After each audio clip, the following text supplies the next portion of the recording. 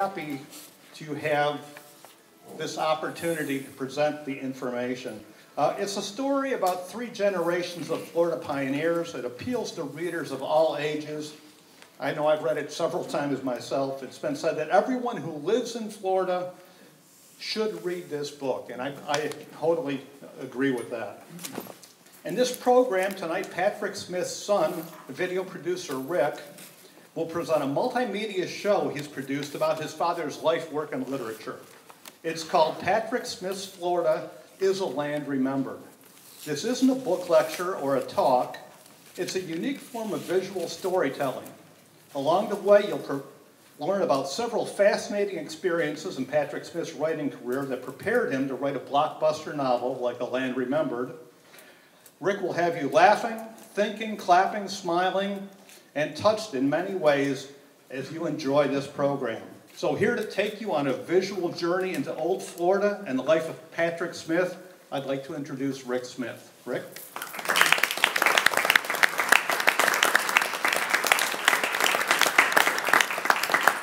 Thanks for being cuddly. This is good. That was good.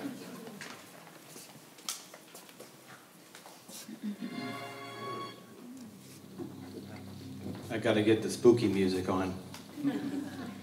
Well, okay, before I do anything else and before we turn the lights off back there, we have to take a photo, so hang on a second. So you want to stand in front of that? Or do this? No, I'll just get back here. Okay. This is important. You want to sit here on No, no. Don't want to block anybody. But... I would like to take one with the crown. The lighting is not good though, but I have to back up and get you up. Okay. All right. 1, 2, 3. Oops. Oh yeah, there. It's better. 1, 2, 3. Okay. Thank you. Thank you. Okay. Here we go. Thank you for your patience and for everybody scooting together and everything. And I'm so proud and happy that you're all here. You know, this is my 3rd time here at the Elliott. And I think one of the highest compliments you can get is being invited back to a place. And one of my best memories of going out on tour was one of my first shows. I was out front loading my van up and this car drove by with 2 ladies in it. One lady yelled, "It's him, it's him!" And I thought, wow, I guess something's happening here. But I'm really glad you're all here. I'm glad that I'm here too. I didn't tell anybody, but a month ago, I thought maybe I wouldn't be here. I fell down the stairs at my house and gave myself a concussion and 4 different cerebral hematomas, which is bleeding on the brain. And one of them, the way you know you have it is you die. So I'm particularly glad I'm here tonight. But I'm really honored that you all came out and you're all squeezing together. And I try to let the people in the side over here see me too. So I know it's kind of tight out there. But I call my show Patrick Smith's Florida is a Land Remembered. My dad's name was Patrick. My name's Patrick too. He went by Pat and I got Rick. I got the second half of the name, so that's how people call me Rick. Now one of the things Kim ended up doing all the heavy lifting in this show, so I think she deserves a little round of applause for all her hard work. And she wants to tell me something. Why don't I stand on the other side? Well, I can, but I have to control my audio there. But I'll just walk back and forth because I want to see all the people back there and you can see me too. So, and Kim said, I've read before that when you fall, sometimes you can get a change of personality. And Kim says I've gotten rebellious. And it's probably true. The other day I went to get gasoline and I put my credit card in that little slot, you know how you do, and it said remove card quickly, and I didn't. I let it sit there. Just see what's going to happen. Then I pulled it out, and you know what happens? Nothing. It just says approved, if you're lucky. So don't let those credit card machines push you around. You don't have to remove your card quickly. That's a myth. Can you move your thing? Well, we come all the way out from California. We live in a little town called Cambria, so we come out here to do these shows. And today is my 249th show. And as I said, my 3rd here at the Elliott. I'm so proud of that. And we have been everywhere in Florida. Thank you. We have been all over Florida, big cities, little towns. Today actually is my third show today. And, you know, we're in this little town up in North Florida called Cross City. Anybody hear of that? It's a really small town. And I was doing my show there, and I think we were like the social event of the year. And this lady came up, and she was dressed to the nines. She was so excited, and she came up to me and she said, "This is more exciting than a shopping trip to Dollar General." And I think she really meant it. I think it was for her. So I took that as a compliment. Flush that down though. And talking about my memory problems, I remember this happening, and Kim says, "No, it wasn't that. It was actually, it was goats, not girls, you know." I knew it started with a G, but I just couldn't get the word right, so anyway. But we really have been everywhere, and we've driven, I checked my odometer today, I've driven 2,600 miles in the last 10 days, just in Florida. I could have driven home to California by now, you know, if I'd gone west. But I decided, we need a tour bus. So I designed my own tour bus. How do you think it looks? Pretty good, huh? Anybody see it out there? You didn't see it? Well, there's a reason for that. Because when I explained what I wanted to do to Kim, this is what she had to say about my tour bus. So that has not exactly happened yet.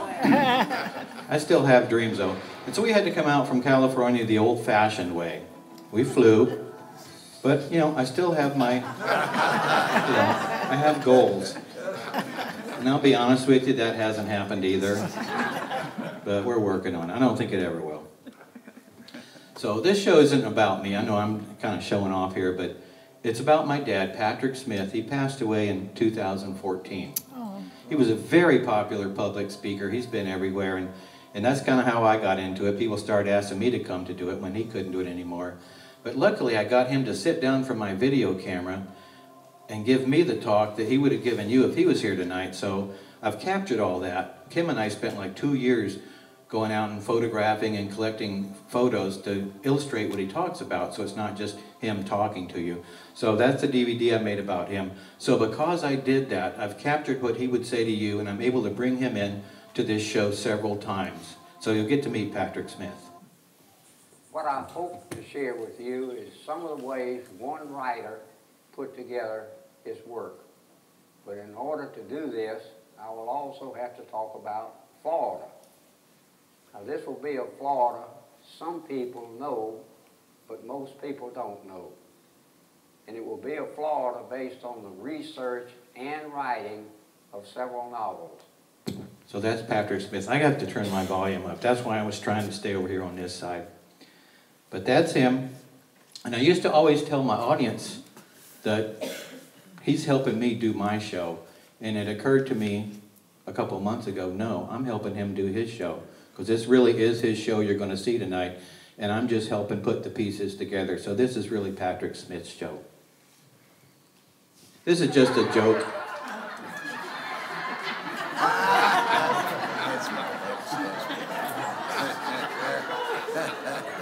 This is not a really serious show. It's probably not what you expected. It's not going to be a book talk or a lecture or anything. I just throw in stupid stuff once in a while. And if you notice, I have my own laugh track. That's a clue.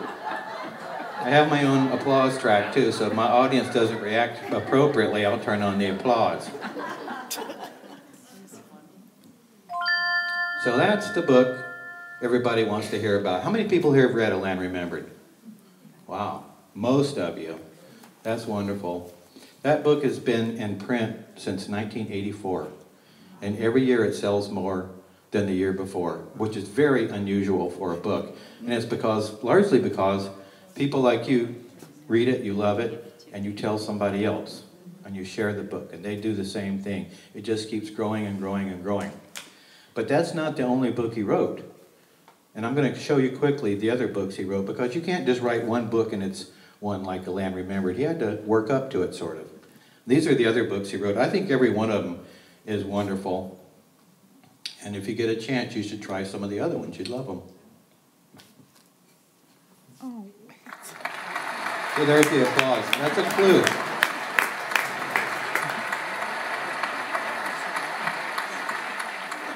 I think all of them are great. I'm really proud of all of them. Before I go any further, I have to introduce this word here.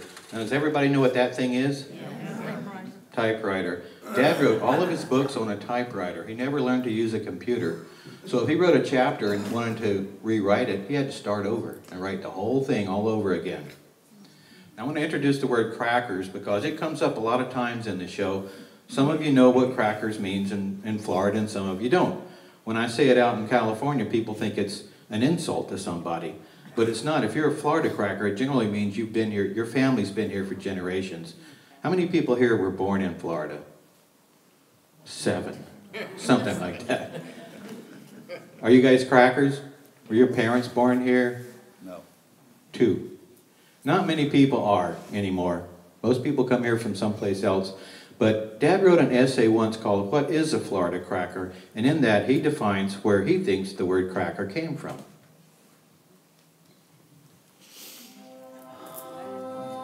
Some people know how the term cracker originated, and some don't. It came from the cracking sound of the rawhide whips used by pioneer cattlemen.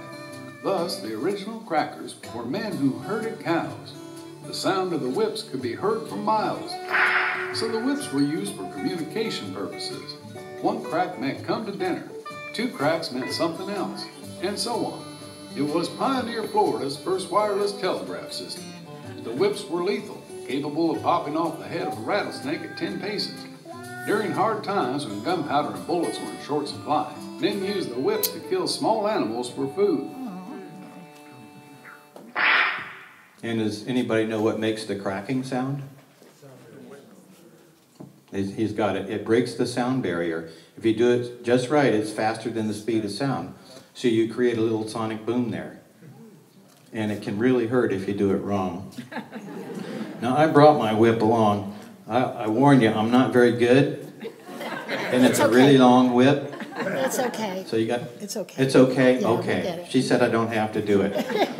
Well, I'll show you. I shouldn't do it. Somebody tried to teach me how to use it last year, and it didn't go very well. You can try my whip or yours. What's the length of yours? I think yours Yes, is longer than mine. that's a cracker whip. Yeah, it's a cracker. That's a genuine cracker whip. No question about that. Okay, now here we go. No, wait, stop. You got a crack.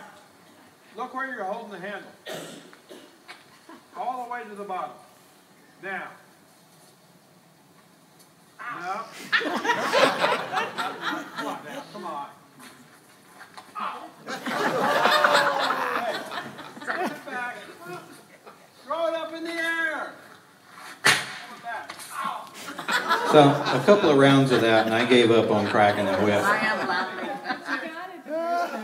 But a lot of people think my dad must be a cracker because he writes these books about Florida. But in fact, he comes from Mississippi, from this little town with the strange name of Delo. Delo is about 20 miles south of Jackson. It's located on a river called the Strong River. And Dad says he and his brothers, they didn't have any toys. They grew up in the Depression. They didn't have any money. So they spent a lot of time playing on the Strong River. And today, Delo is only known for one thing. You recognize that? Some of you might. It's from the movie Oh Brother, Where Art Thou? And they filmed the scene with the sirens on the rocks there in Delo, Mississippi. And I think that explains why Dad and his brothers spent all that time there when they were boys. It might have been wishful thinking or premonition or something, but that's what he did. Now, he wrote several books in Florida, but to keep this show from getting too long, I'm going to jump on into what I think is the most important book he wrote before Land Remembered, and it's the first book he wrote in Florida and about Florida, and it's called Forever Island. A lot of people ask, where did he get his ideas for his books? And he would say he'd get them from reading a newspaper article or magazine or something, and he read an article about Seminole Indians down in South Florida, that they'd live on these, like in the Big Cypress Swamp or in the Everglades. They could live there for generations in their chicky huts and nobody would bother them. And then in the 1960s and 70s, developers started coming in and buying the land and kicking these poor Seminoles off. And Dad, if you read his other books, you realize he almost always writes about the underdog. Somebody that's struggling, you know, socially, financially, or something. And that's the case here. He writes about this guy called Charlie Jumper. He's a Seminole Indian. He's 87 years old, and developers come in and buy his land and want to kick him off. And I'm going to let Dad tell you just a little bit about writing that book.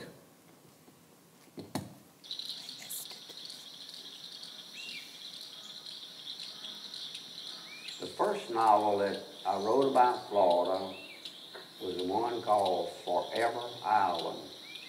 And that's the story of an old Seminole Indian and his family down in the Everglades, and what happened to them when the land they had lived on all of their lives is suddenly taken over for development, and they were told they must leave. And I had a hard time selling it. It had 15 straight rejections.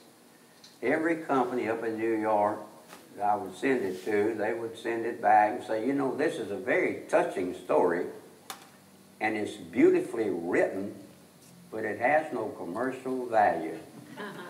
So when they tell you that, no commercial value, what they're saying in a kind way is, this won't sell. But I didn't give it up, and it finally stuck in a company in New York, publishing house up there. Well, after you sign a contract for a novel to be published, a period of 1 year passes before it actually shows up in a bookstore as a book. So during that period of time, I had some really serious doubts about what I had done. I said, man, you've wasted 2 years of your life, a year researching this book, a year writing it and rewriting it and trying to sell it. And I kept asking myself this question: who will ever read a simple little novel about an old Seminole Indian fighting a battle he cannot possibly win in the Florida Everglades? And each time the answer would come back the same: nobody. Nobody would read this book. And I was convinced it would sell a maximum of 6 copies. My mother would buy one, my brother wouldn't, they'd want it free. Maybe one of my old school teachers would buy a copy. But I was convinced that that novel would never see the light of day. Finally, it came out with no fanfare, no big promotion, no cross-country tours, no appearances on the Johnny Carson show and all that sort of thing. And then just by word of mouth, that little novel started popping up on bestseller lists across this country and in Canada. In 1974, it was selected for a volume of Reader's Digest condensed books. And that means millions of readers. And then it slowly started making its way around the world. And today that novel has been published in every country, in Western and Eastern Europe, in Central Asia, India, Japan, Australia, in every country in Central and South America. So that caught a lot of people by surprise, most especially me. So that's why I say that book was one of the most important ones in his career, because it really did get him international attention. It also won him his first Pulitzer Prize nomination. And when people ask me if they've read A Land Remembered, they say, what should I read next? I always say, read Forever Island. It's a wonderful book. When it first came out, this is before Disney built Disney World, they bought the movie rights. And it has a very strong message in there about respect nature, don't destroy the environment. And then they started building Disney World. Killed the movie deal, unfortunately. But it's a great story. In fact, what's weird about it, when that came out, he became such a big hit in the Soviet Union that the Soviet Writers Union flew him and my mom over there for 3 weeks, toured him across all 9 time zones, paid for everything. Then the next year, they brought him back again to lecture.